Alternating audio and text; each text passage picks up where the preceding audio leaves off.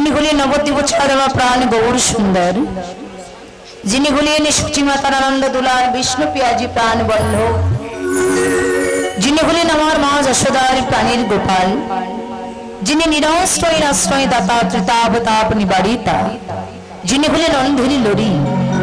আজকে কোটি কোটি জনম সাধনা করিয়া যাহার চরণ লাভ করা অত্যন্ত কঠিন বস্তু, এহেন বিরিঞ্চি বাঞ্ছিত ধয় শচীনন্দন গৌর সুন্দর, কলির আরাধ্য পতিত পাবন আমার গৌর হরি।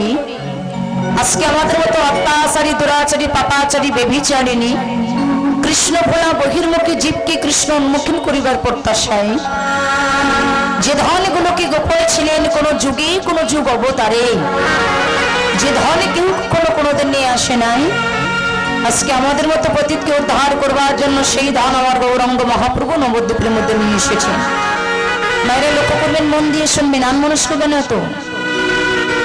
আজকে গৌরাঙ্গ মহাপ্রভু দুটি বাহুকে উত্তোলন করে নদিয়ার পথ দিয়ে যখন গৌরাঙ্গ মহাপ্রভু হরিনাম সংকীর্তন করতে করতে চলেছেন, তো গৌর হরিকে দর্শন করে বৈষ্ণবী পদকর্তা তার পদে বললেন, হেমশয়ী অতি গোড়া সমুদ্র হাসথরা জগজন নয়ন আনন্দ।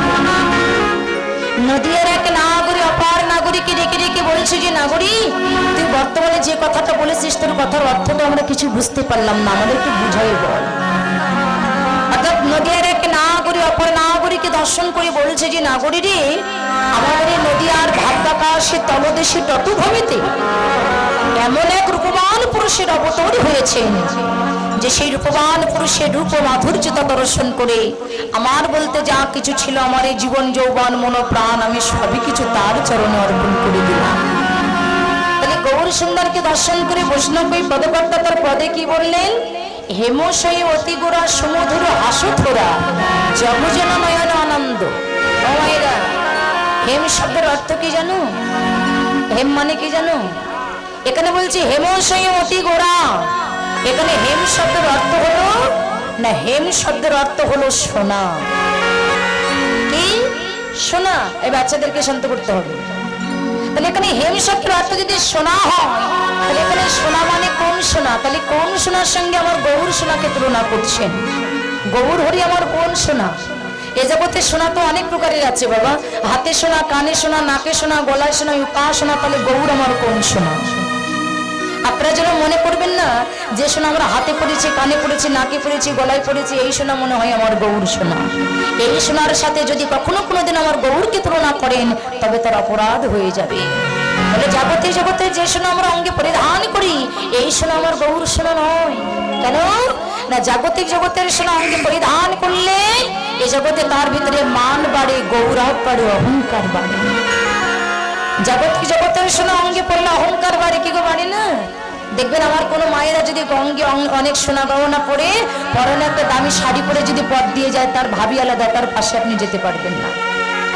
তাহলে জাগতিক জগতের সোনা অঙ্গে পরিধান করলে অহংকার বাড়ে। কেন? সোনার ভিতরে কলি বিরাজ করছে। মহারাজা পরীক্ষিত সোনাকে কলির ভিতরে জায়গা দিয়েছিলেন, কলিকে সোনার ভিতরে জায়গা দিয়েছিলেন।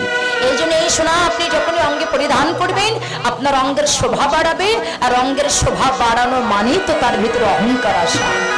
তাহলে জাগতিক জগতের সোনা পড়লে তার অহংকার হয়। এখানে তত্ত্বদর্শীগণ জানিয়ে দিলেন, যদি কোনো ভাগ্যবান কোনো ভাগ্যবতী আপন শ্রী গুরুদেবের রাতুল চরণ আশ্রয় করে যদি একবার আমার গৌর সোনাকে হৃদয় অঙ্গনে ধারণ করতে পারে,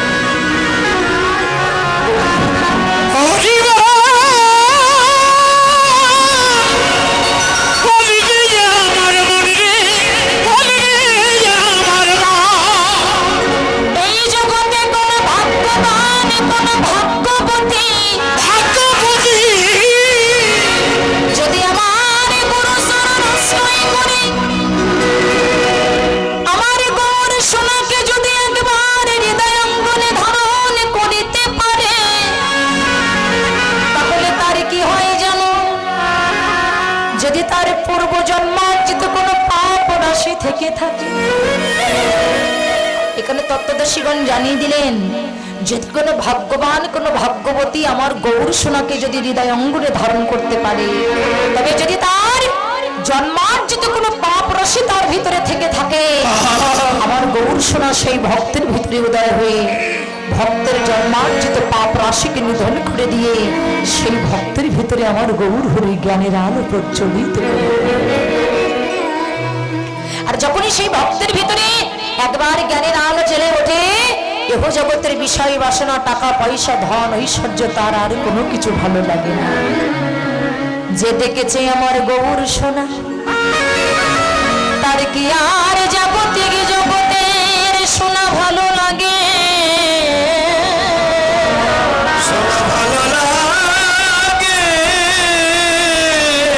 যে আমার গৌর সোনাকে দুই নয়ন কোণে দেখেছে,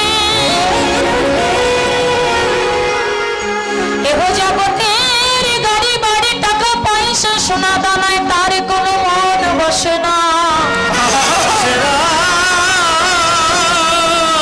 যে আমার গৌরকে একবার দুই নয়ন কোণে দেখেছি, এই জগতে কত রাজা তার রাজত্ব ভুলে গেছে, কত মানি তার মানিকে ভুলে গেছে,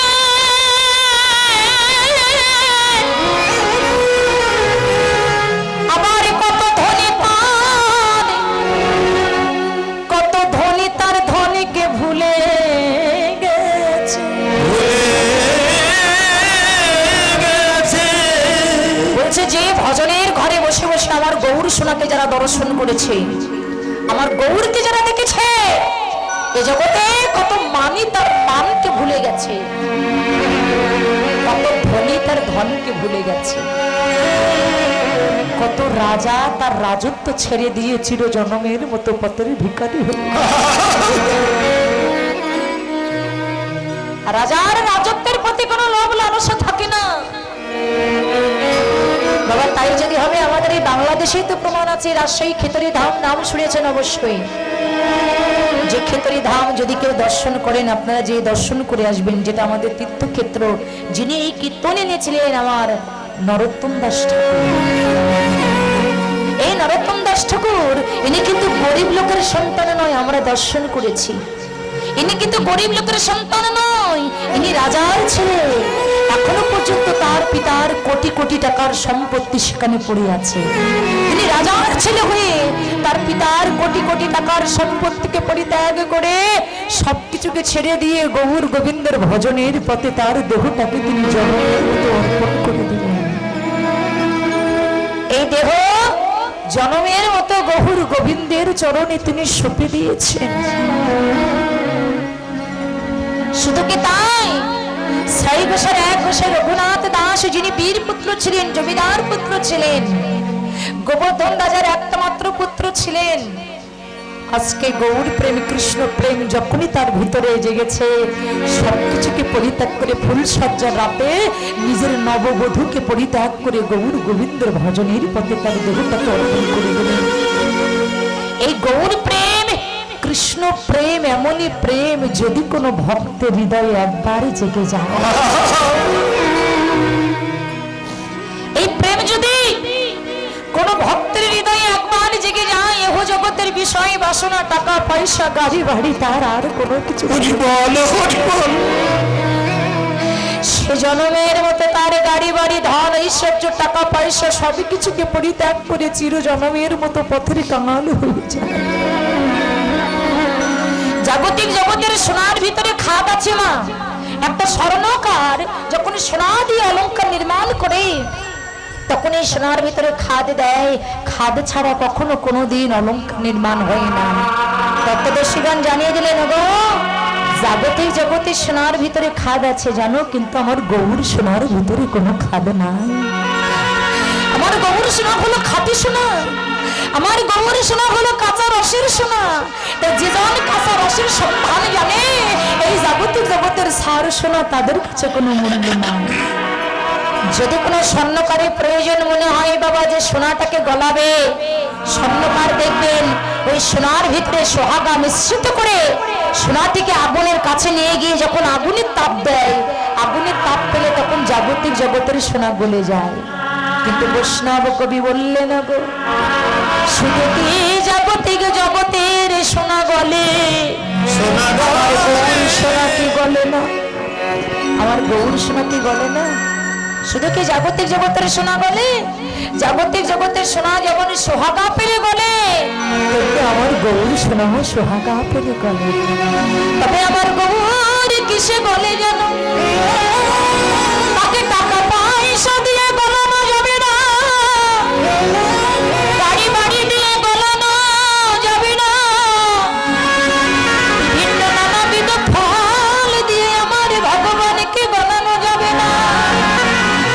আমার ভগবানকে যদি তোমরা গলাতে চাও, তবে সে কিসে বলে জানো জগৎবাসী?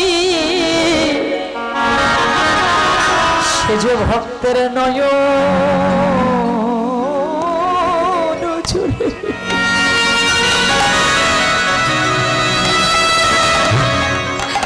ভক্তের নয়ন জলে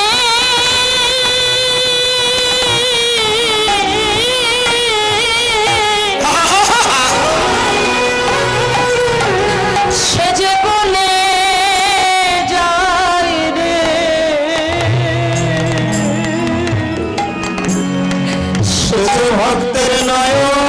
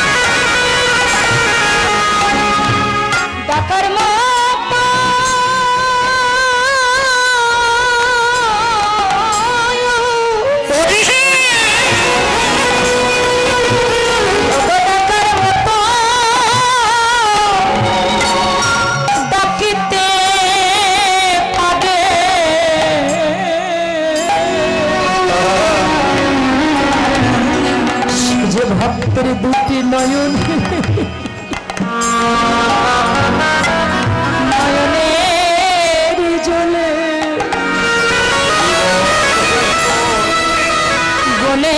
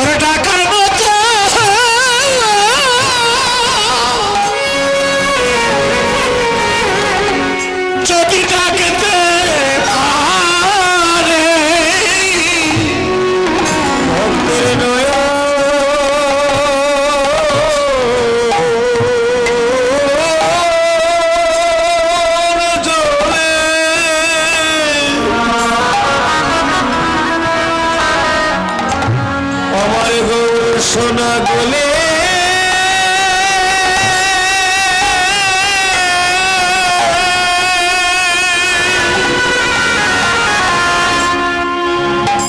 বলে যা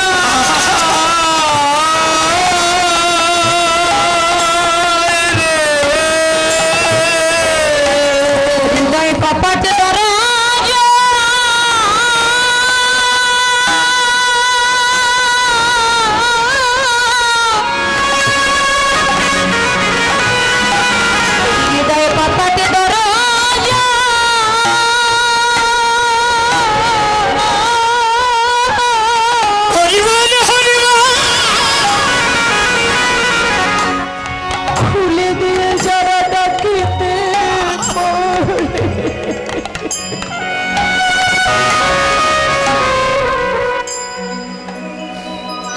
সে যে ভক্তের নয়নে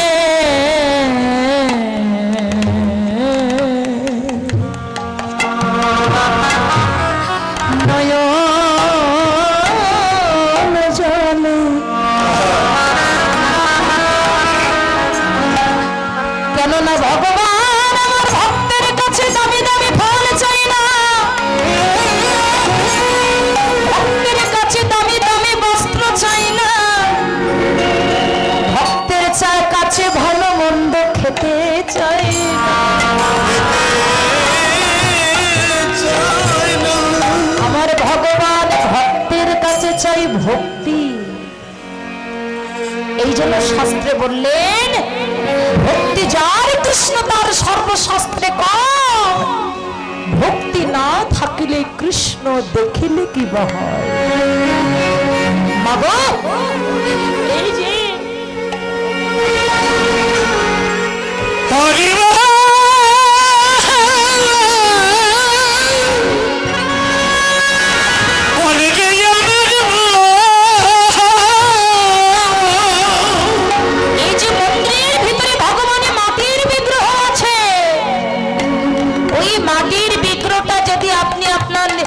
অহংকারের নয়ন দিয়ে দর্শন করেন, তাহলে ওটা আপনার কাছে একটা মাটির বিগ্রহই মনে হবে।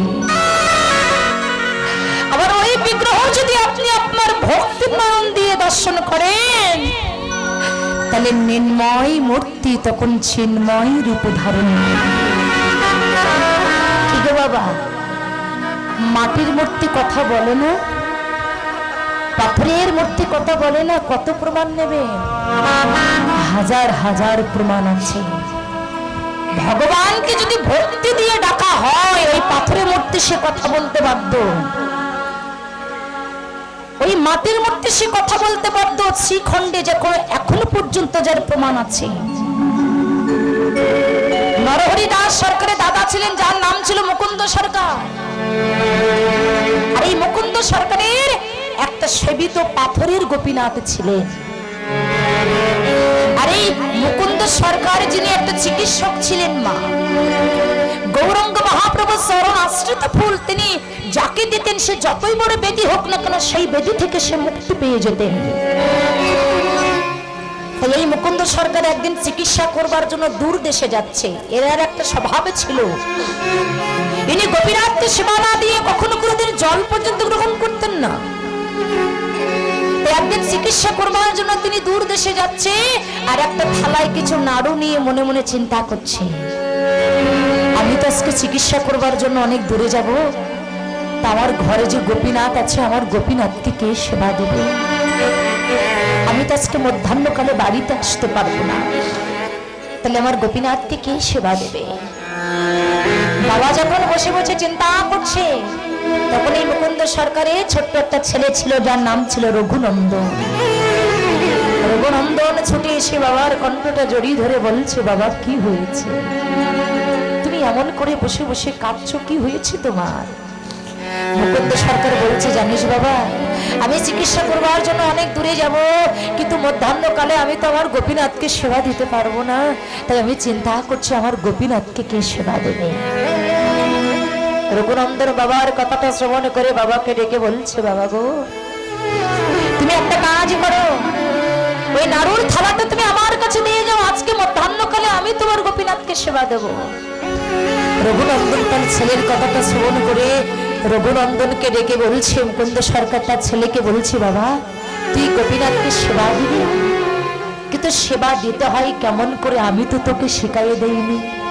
কি করে ভোগ নিবেদন করতে হয়, কি করে আসমন করতে হয়, কি করে দেহটাকে শুদ্ধ করতে হয়, আমি তো এই মন্ত্র তোকে শিখাইয়ে দেইনি, তুই কেমন করে সেবা দিবি? বাবার কথাটা শ্রবণ করে রঘুনন্দন বাবাকে ডেকে বলছে, বাবা গো, আমি জ্ঞানী জনের মুখে শুনেছি তাকে সেবা দিতে গেলে নাকি অত মন্ত্রতন্ত্রের প্রয়োজন হয় না। আপনি পণ্ডিত, আপনি এমন কোনো গ্রন্থ নেই যে আপনি অধ্যয়ন করেন নাই, সমস্ত গ্রন্থ আপনি অধ্যয়ন করেছেন, আপনি একজন পণ্ডিত, কিন্তু কৃষ্ণ নাম শুনে দুই ফোঁটা নয়ন অশ্রু আপনার ঝরে না। শাস্ত্রে বললেন, চারি বেদ সরদর্শন পড়িয়াছে যেই জন, সে যদি আমার গৌরাঙ্গ নাই ভজে, বৃথা তার অধ্যয়ন লোচনে বিহীনী জন দর্পণে কিবা তার কাছে। সারা জীবন বিভিন্ন গ্রন্থপাতি অধ্যয়ন করে গেলেন, কিন্তু ভগবানের নাম শ্রবণ করে দুই ফোঁটা নয়ন অশ্রু আপনি ভগবানের চরণে দিতে পারলেন না। একটা অন্ধের সামনে আয়না রাখলে একটা অন্ধ যেমন ওই আয়নার মধ্যে নিজের মুখমণ্ডলটাকে দর্শন করতে পারে না, সেই ব্যক্তি হলো একটা অন্ধের সমতুল্য। আবার জানিয়ে দিলেন, বেদ বিদ্যা তো কিছু নেই, জানো তো সে যদি আমার গৌরাঙ্গ করে সার, ঠাকুর নয়নানন্দিতে ভনে সেই তো সকলেই জানে সর্বসিদ্ধি করতলে তার। এখানে বলছে যে লেখাপড়া জানে না, যে গ্রন্থপাতি অধ্যয়ন করতে জানে না, যে গীতা পড়তে জানে না, যে বেদ পড়তে জানে না, যে পুরাণ পড়তে জানে না, যে ভাগবত পড়তে জানে না, কিচ্ছু জানে না, কিন্তু কৃষ্ণ নাম শ্রবণ করে বসে বসে শুধু নয়নের জলে ভগবানের নাম শ্রবণ করে বসে বসে শুধু সে নয়নের জলে কাঁদে। ঠাকুর নয়নানন্দ দাস বললেন, ওর না কিছু জানার দরকার হয় না। রঘুনন্দন তার বাবাকে ডেকে বলছে, বাবা আমি শুনেছি তাকে পেতে গেলে অত মন্ত্র তন্ত্র দরকার হয় না, তুমি দাও না আমি তাকে সেবা দেব। আমি শুনেছি তাকে পেতে গেলে যদি কেউ ভক্তি দিয়ে ডাকে ভগবান নাকি তার কাছে বিক্রি হয়ে যায়। তাই বাবা তুমি নাড়ু থালাটা দাও না আমার কাছে। নাড়ু থালাটা দিয়ে মুকুন্দ সরকার চলে গেলেন চিকিৎসা করবার জন্য। আর ছোট্ট ছেলে রঘুনন্দন ধীরে ধীরে মা মন্দিরের দরজাটা খুলে ওই থালা ভর্তি নাড়ু ওই পাপড়ের গোপীনাথের সামনে রেখে, পাপড়ের গোপীনাথের সামনে ওই যে থালা ভর্তি নাড়ুটা রেখে দিয়েছে, রেখে দিয়ে দুটি নয়নের জলে বুক ভাসিয়ে গোপীনাথকে ডেকে বলছে, গোপীনাথ আমার বাবা তো প্রত্যেক দিন তোমাকে কত তন্ত্র কত মন্ত্র দিয়ে আমার বাবা তোমায় ডাকে, কিন্তু আমি কোনো তন্ত্র কোনো মন্ত্র আমি কোনো কিছু জানি না। আমি শুনেছি তুমি নাকি ভক্তের ভগবান। আমি শুনেছি এ জগতে যে দিনহীন কাঙাল যার দেওয়ার মতো কোনো সামর্থ্য নাই। আমি শুনেছি তুমি নাকি দুর্যোধনের রাজভোগ পরিত্যাগ করে তুমি বিদুরের ঘরে পচা কলার খোসা সেবা করেছিলে। আমি শুনেছি তুমি নাকি ভক্তের ভগবান।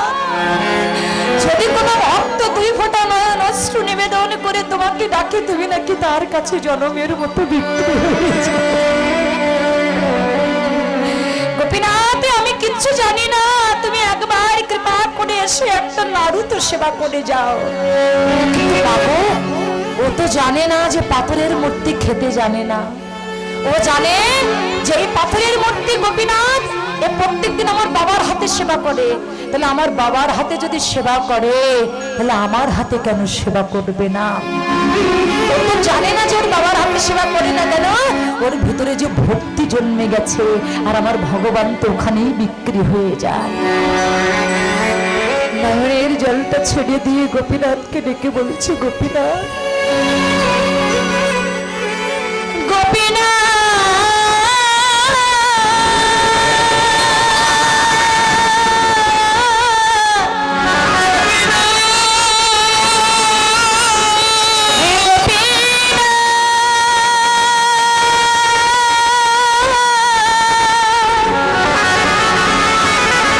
শুনেছি তুমি নাকি ভক্তের ভগবান।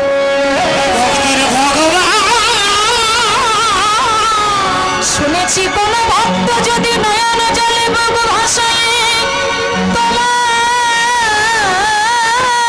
ডাকে তুমি নাকি তার কাছে জনমের মতো বিক্রি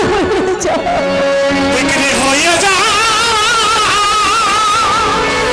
ছোট্ট ছেলে রঘুনন্দন নয়নের জলে মুখ মুখ ভাসিয়ে গোপীনাথকে ডেকে বলছে, গোপীনাথ তুমি একটা নাড়ু তো সেবা করে যাও। শোনো গোপীনাথ, তুমি যদি নাড়ু সেবা না করো আমার বাবা বাড়ি এসে আমাকে অনেক বলবে। আমার বাবার কাছে না আমি জীবনে কোনোদিন বকা খাইনি, তুমি একটা নাড়ু সেবা করে যাও।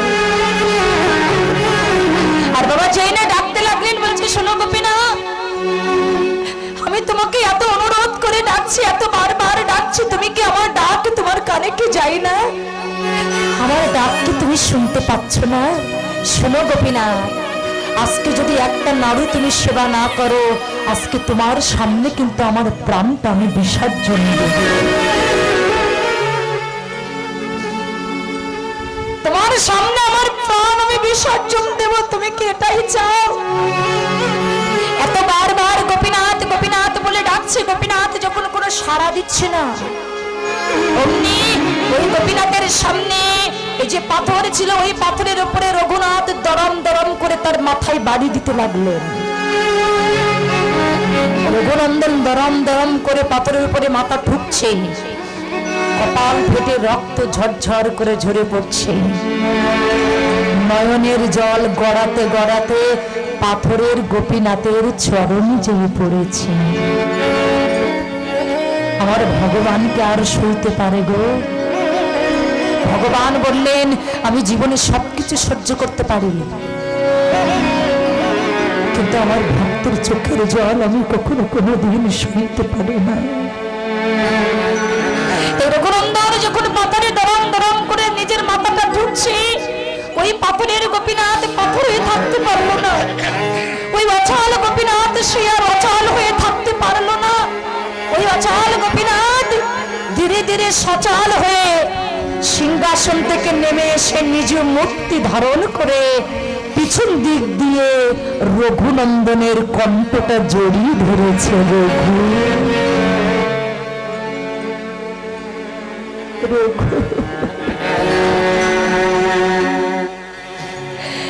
একবার তুই আমার দিকে তাকিয়ে দেখ, তোর ভক্তিতে আমাকে পাথর হয়ে থাকতে দিল না।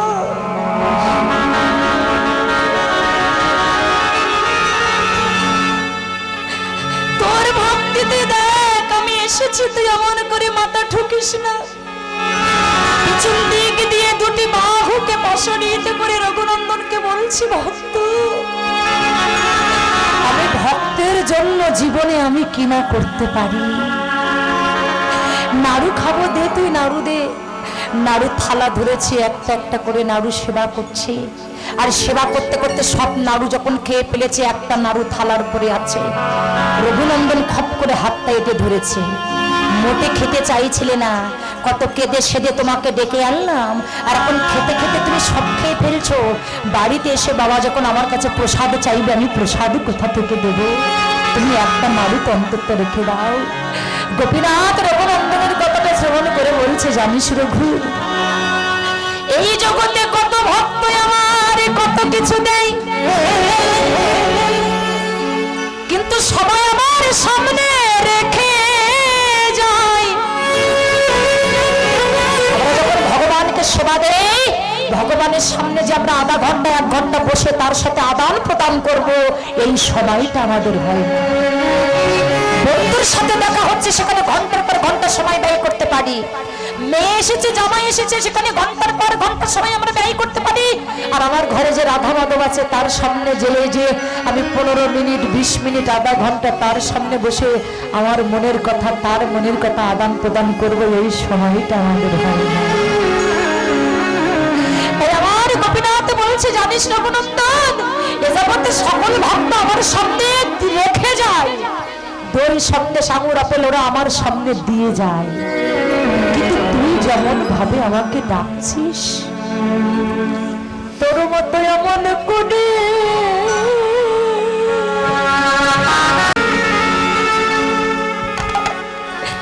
আমার কেউ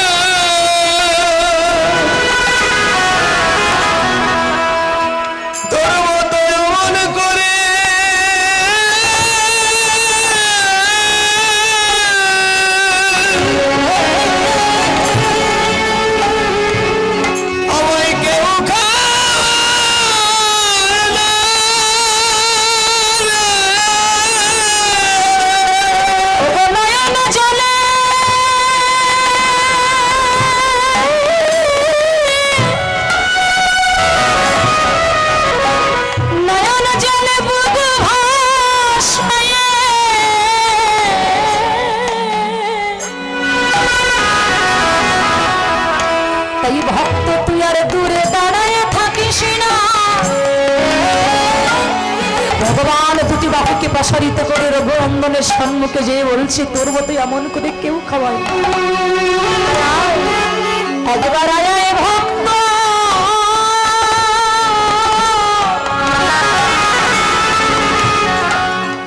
আমি তোর সঙ্গ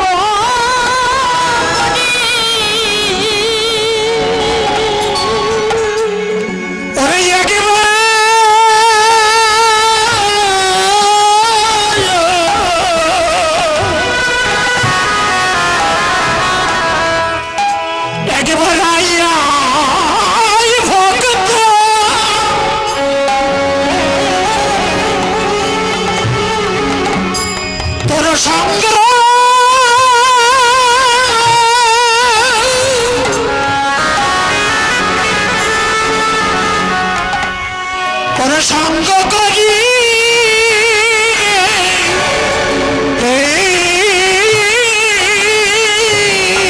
ভক্তের চরণ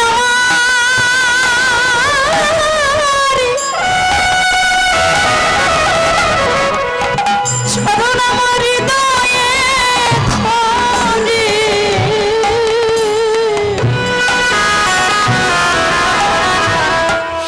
আমাদের তো এমন দিন নাই বা হলে হতে পারে বাবা, আজকে যে আমরা দিন পেয়েছি। এই খাঁচার পাখি খাঁচা ছেড়ে কার কখন চলে যাবে আমরা কেউ জানি না। এই প্রাণ পাখি কার কখন উড়ে যাবে আমরা জানি না। তাই আমরাও আমাদের এই ভক্ত সঙ্গে সঙ্গ করলে তোমার ভিতরে ভক্তির উদয় হবে। তাই একবার আয় ভক্ত,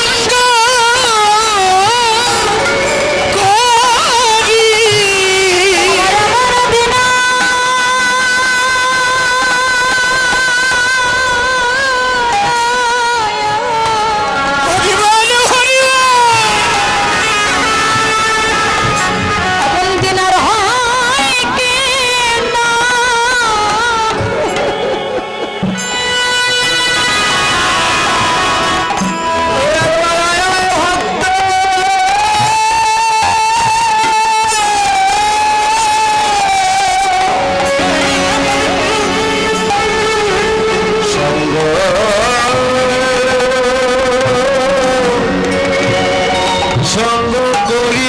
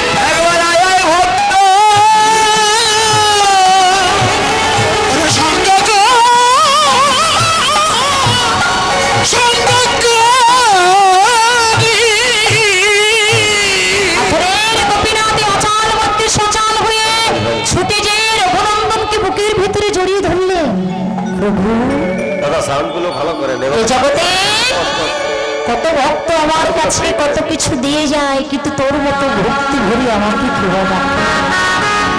হ্যাঁ ঠিক মায়েরা, আমরা যখন ভগবানকে সেবা দেই 10টা রসগোল্লা 10টা দিয়েই রাখি। যখন নিবেদন করে বাইরে আসি, বাইরে যে যখন প্রসাদ তুলতে যাই 10টার জায়গায় কিন্তু 10টাই থাকে। ভগবান কি দুটো পেয়ে ফেলায়? তাহলে ভগবান ভক্তের কাছে কি চাই? ভগবান বললেন তুমি কতটা রসগোল্লা দিলে আর কতটা দই দিলে কতটা সন্দেশ দিলে আমি এটা দেখি না, আমি দেখি তুমি আমাকে ভক্তি কতটুকু দিতে পেরেছো। তুমি আমাকে ভক্তি কতটুকু দিতে পেরেছো। জ্ঞান কর্মে যোগ ধর্মে নহি কৃষ্ণ বশ, কৃষ্ণ বশ হেতু এক প্রেম ভক্তি রস। ভগবানকে ভক্ত বশ করতে পারে একমাত্র ভক্তি দ্বারা। ভক্তি যার কাছে থাকে আমার ভগবান তার কাছে জন্মান জন্মান্তরের মতো বিক্রি হয়ে যায়। এই জন্য ভগবান আমাদের মতো জগৎজীবকে জানিয়ে দিলেন, হে জগৎবাসী তোমাদেরকে আমি আর একটা কথা জানাতে চাই। আমরা প্রত্যেকটা ব্যক্তি, অনেক ব্যক্তি আছি যে ভুলটা আমরা করি, আমরা ভগবানকে সেবা দেওয়ার জন্য ব্যস্ত। ঠাকুর ঘরে ভগবানের মূর্তি আছে, ভগবানকে সেবা দেওয়ার জন্য আমরা অনেকে ব্যস্ত, কিন্তু ভগবানকে সেবা দিতে দিতে ভুলে যায় আমাদের ঘরে যদি কোনো সাধুগুরু বৈষ্ণব আসে, জানেন না আগে ভগবানের সেবা না আগে বৈষ্ণবের সেবা? জানো কোনটা আগে? বৈষ্ণব সেবা। তাহলে আমরা জেনেও কিন্তু না জানার ভান করি। আমরা জানি যে আগে হচ্ছে বৈষ্ণবের সেবা। ভগবান আমাদের মতো জগৎজীবকে জানিয়ে দিলেন, হে জগৎ আমার বৈষ্ণবকে সেবা দিয়ে যদি তুমি সন্তুষ্ট করতে পারো, আমার বৈষ্ণবের সেবা পেয়ে যদি সন্তুষ্ট হয়ে যায়, আমাকে সেবা দেওয়ার প্রয়োজন হয় না, আমি নিজেই সন্তুষ্ট হয়ে যাই। কিন্তু কষ্টটা আমার এখানে যে সেই সাধুগুরু বৈষ্ণব যদি আমাদের দ্বারে আসে, আমরা অনেক ব্যক্তি আসি বৈষ্ণবকে দেখলে অনেকে ঘরে দরজা দিয়ে দেয়। অল বাংলাদেশ ইন্ডিয়া আমাদের কোথাও যেতে বাকি নেই, আমরা সমস্ত সব জায়গায় যাই। এই কীর্তন করতে করতে যে দেখেছি আমরা যাচ্ছি, আমাদেরকে দেখে অনেকে ঘরে দরজা দিয়ে দিচ্ছে। এর মতন কষ্ট কিছু হতে পারে না, জায়গা হয় না। আমরা যখন যাই আমাদের অনেকের রাজপ্রাসাদ আছে, ঘরের ভিতরে আমাদের জায়গা হচ্ছে না। যে জায়গায় কেউ থাকে না সেখানে আমাদের জায়গা হয়। আরে আমরা তো দুদিনের জন্য এসেছি। একটা কথা মনে রাখবেন, আপনার ঘরে সাধুগুরু বৈষ্ণব এসেছে, সেই বৈষ্ণবকে দেখে আপনি যতই ব্যস্ত থাকুন না কোনো, অন্তত কিছু না পারেন বৈষ্ণব যখন আপনার ঘরে আসবে তাকে বসার জন্য একটা আসন দেবেন। কিছু দিতে নাই বা পারেন এক গ্লাসে জল অন্তত তার হাতে দেবেন। কে বলতে পারে আপনি সারা জনম যে পূর্ণ করেছেন ওই একদিনেই কিন্তু সেই পূর্ণ ফল সব চলে যাবে।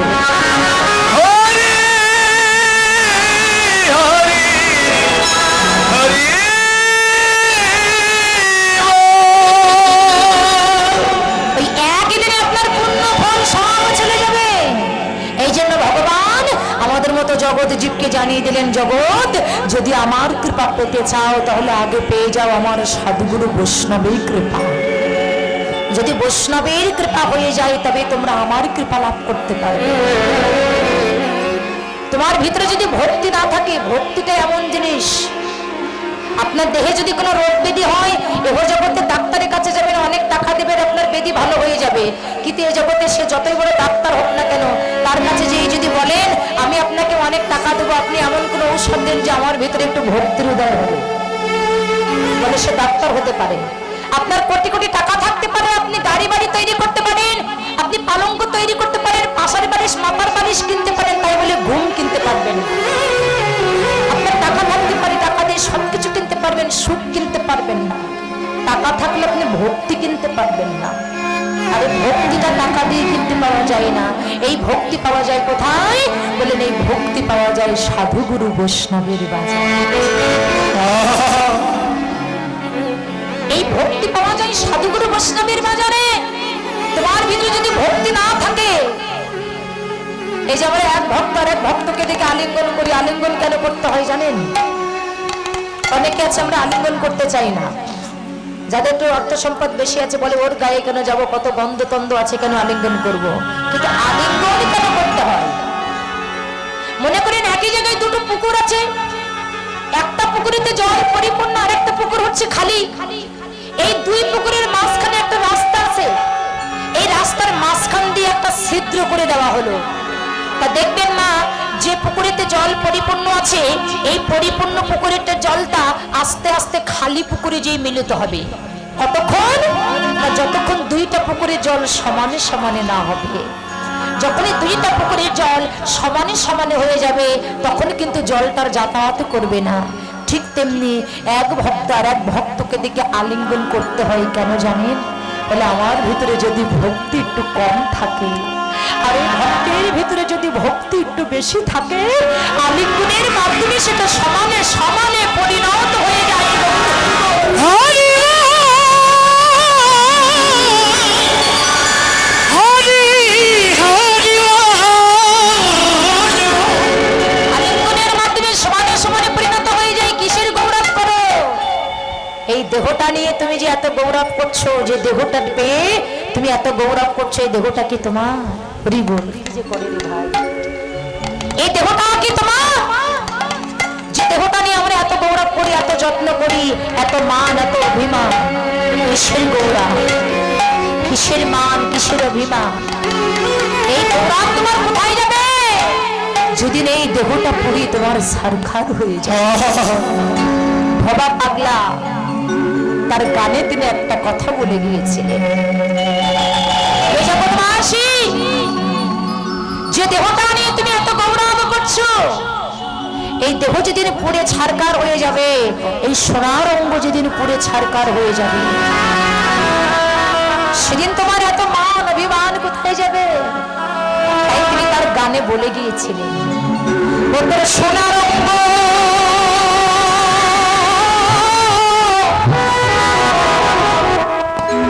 সেদিন হবে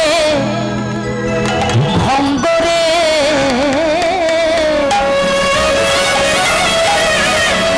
এই গানের প্রত্যেক কথার অর্থটাকে বুঝবেন। যেদিন তুই পড়ে হবি ছাই, এই দেহ যেদিন পুড়ে ছাই হয়, সেদিন একটা কি হয় দেখবেন, যখন দেহটা আগুনে পোড়ানো হয় কাঠ দিয়ে, চিতার করে যখন তুলে পোড়ানো হয়, তখন ধোঁয়া হয়। আর ধোঁয়াটা কোথায় যায়? নীল আকাশে যাবি উড়ে।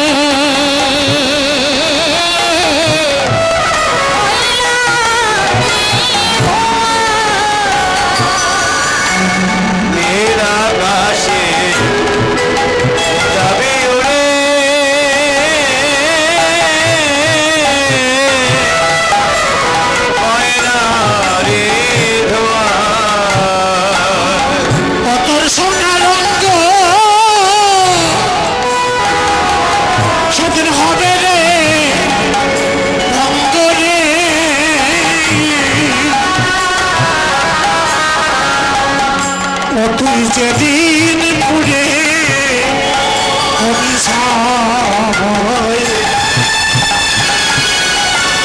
নীল আকাশে যাবি উড়ে,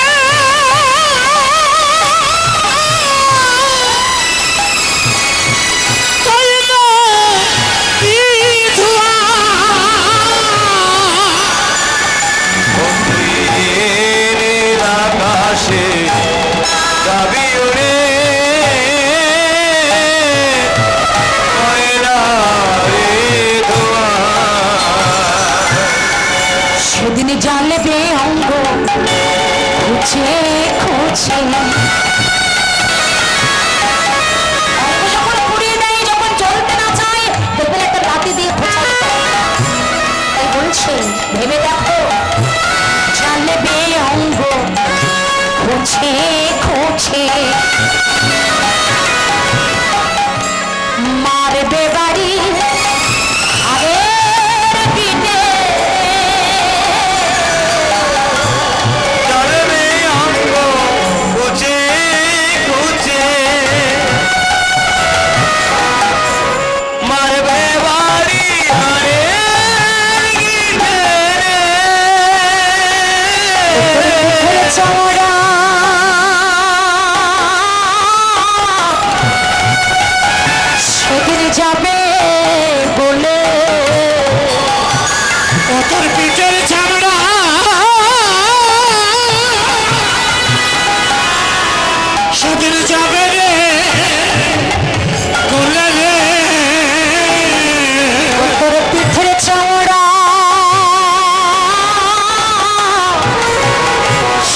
দিন যাবে বলে হাত গোলাবে কিন্তু নীল আকাশে যাবি উড়ে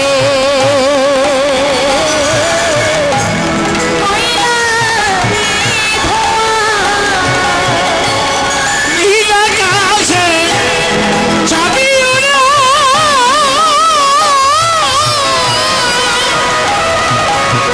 কয়লা ধোঁয়া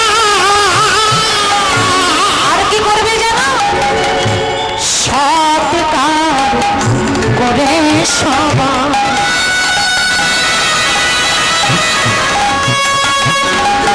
স্নান করিয়া ফিরবে ঘরে রে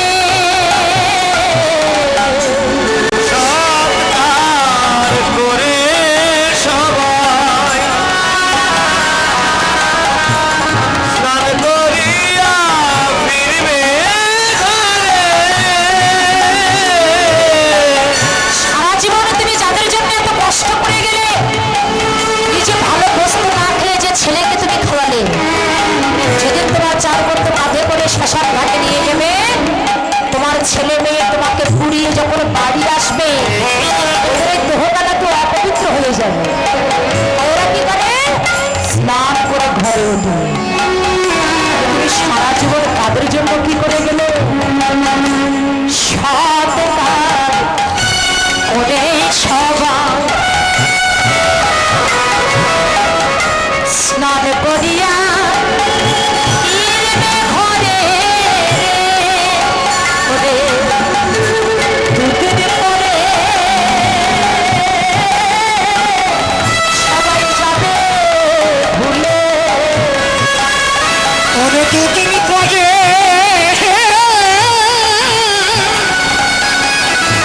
সবাই যাবে রে ভুলে রে ওরে দুদিন পরে সবাই যাবে ভুলে আমার বাবা পাগলা ভেবে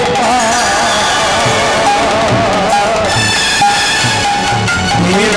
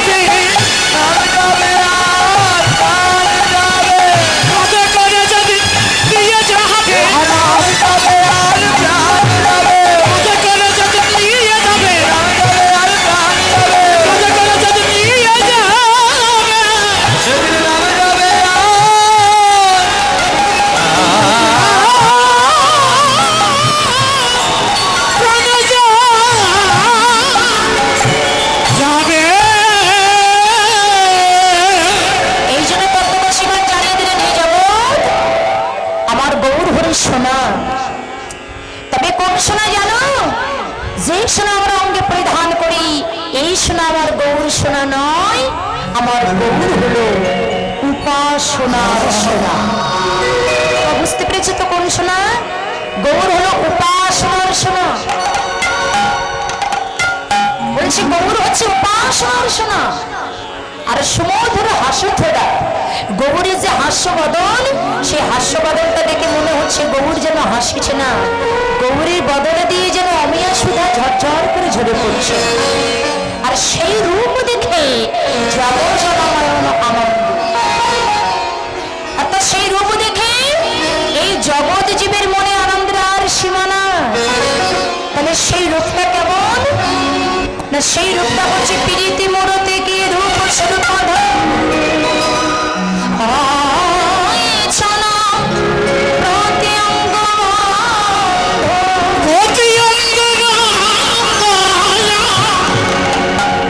কি বলছি? প্রীতি মূরতে গিয়ে রূপ স্বরূপাধর হয়েছিল অঙ্গবন্ধ। আজকে জীবের কুরতিকে নাশ করবার জন্য মন দিয়ে শুনতে হবে মায়েরা। বলেছে জীবের কুরতিকে নাশ করবার জন্য। কুরতি মানে বলে কু মানে হচ্ছে খারাপ, আর রতি মানে হচ্ছে ভালোবাসা। অর্থাৎ যাদের ভিতরে কুমন্ত্রণা কুবাসনা আছে, সেই কুমন্ত্রণা কুবাসনাকে নাশ করবার জন্য আজকে নদীয়ার মধ্যে